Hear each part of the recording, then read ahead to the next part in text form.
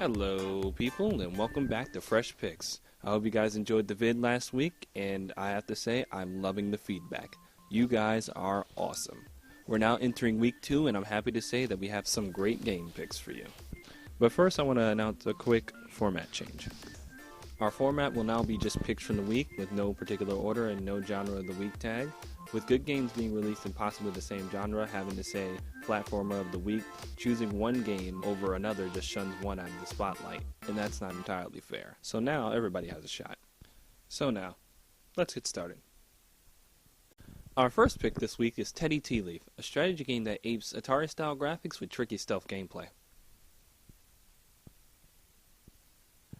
You play a professional teddy bear slash thief whose main mission is to steal things from various locales while avoiding detection from those pesky people who guard their possessions. I mean, really, what jerks. The game plays out similar to a turn-based game. With every movement you make, the NPCs make another. At the bottom of the screen will read out a situation that will determine their action and in turn should plan your method of attack. Depending on the current situation at hand, NPCs may go behind a wall, go to sleep, go outside, or various other actions that allow you to go and grab their stuff. Each area has different safe spots in which you become hidden, so in case an NPC makes a sudden move towards your area, you can wait it out as the scenario changes to more favorable conditions. Its slick and challenging execution is what really brings this game out. The levels never pan out the exact same every time, so be on your toes and be ready to make your next move count. Our next pick this week is Spheres of Influence, an arcade pick with quick clicks in mind for quick wits. On paper, the game concept sounds easy. Create an influence zone by clicking the left mouse button to drag the spheres towards the center, but don't let them touch the center or it's game over. To gain points, you need to pull them towards the center for long enough for them to turn green, and then let go of the left mouse button in order to gain points and extend your time playing. Not so easy now, is it? Now let's throw bombs into the equation. There are bombs in the game that act similar to spheres in that they game over you if they touch the center of your influence zone, but they also game over you if they stay in your influence zone for too long. There's spheres in the game that delete one bomb if you collect them like a normal sphere, and I highly suggest that you do so any chance you get. Because as you rack up points, the spheres start to appear much more frequently alongside bombs and begin to dance around one another like the beat just dropped to their favorite dubstep song.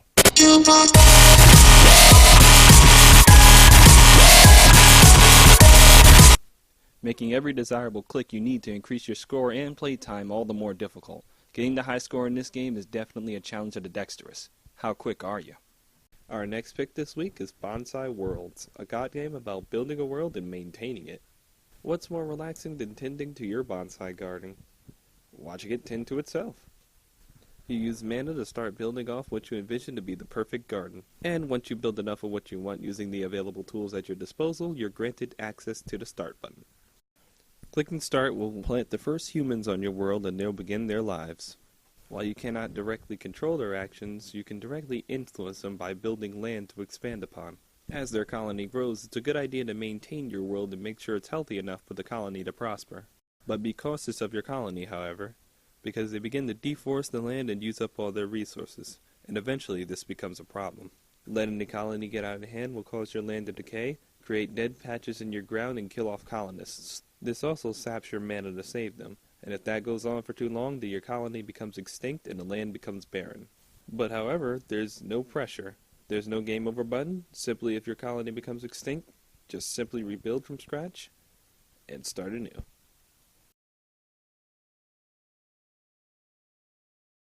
Our next pick this week is Cheer Cubes, a strangely quiet yet relaxing puzzler.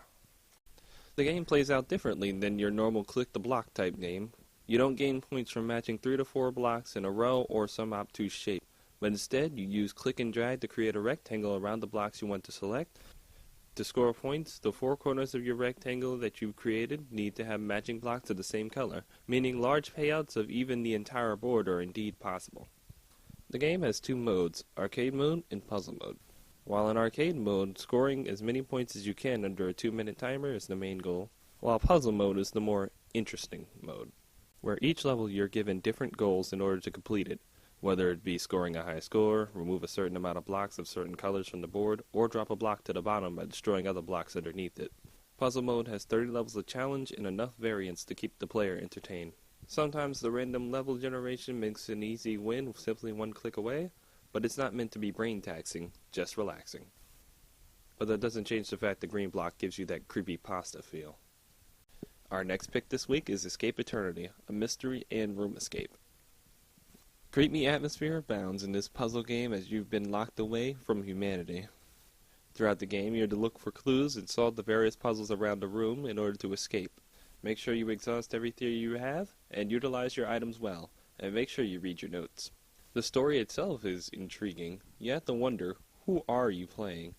The story is told in a non-linear pattern, and the player is left to piece together the puzzle of the story, about some superpowered being who was eternally imprisoned in a room.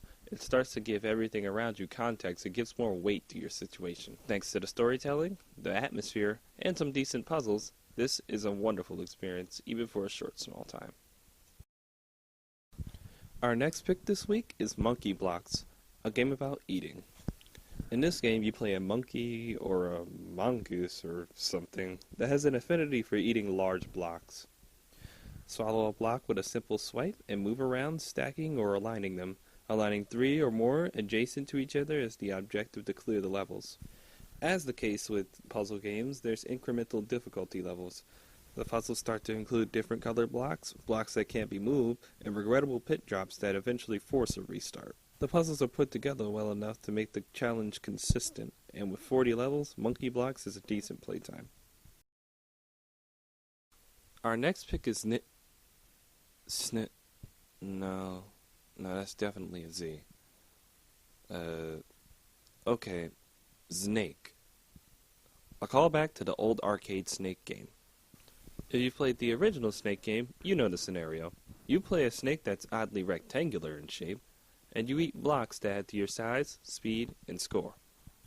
Your main objective is to repeat this process for as long as possible without running off the game board or into yourself as you grow bigger. But wait! You're also in 3D. Did I mention that? Because it's pretty cool. But if you want to play it from the old view, you can. Unlike the old Snake games, however, you do not get faster by simply just grabbing blocks. Instead, the game takes a unique twist on that aspect of the game. As you play on the board, at the bottom there are little plus signs. Running over these plus signs not only increases your speed and the music speed, but it also increases the amount of points you get from collecting blocks. And there's so many of them that more often than not you'll run over them without even realizing it. This creates a new way of playing in which you determine exactly how bad you want that high score and how fast your reflexes really are when you eventually become the crazy train. Our pick of the week this week is Flower Power: A War of Plants, a turn-based canon strategy game in which we put those veggies to use. In this game, you practice your trigonometry and patience in order to win. Your objective is to deplete the enemy health bar by landing a well-placed shot on your opponent. Each shot can ricochet several times off of terrain and other obstacles such as boxes, so unleashing your inner Captain America and planning your strategy for each shot is important to win. Or you can just find that one angle that you can keep abusing. What's just as important is setting up your turns to protect yourself or amp yourself up. Planting a box at a crucial weak point or increasing your damage to help you win faster makes every turn count. You can face off against AI opponents or against other people online in a turn-by-turn match style. You play your turn and then they play their turn sometime later.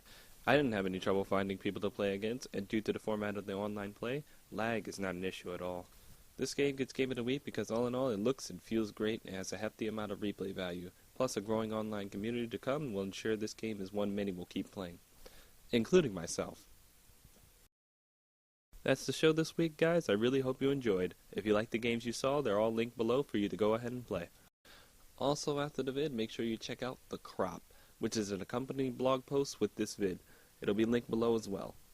In the post, you'll see exactly which games I picked this week and what I thought of them, and why they were or weren't chosen.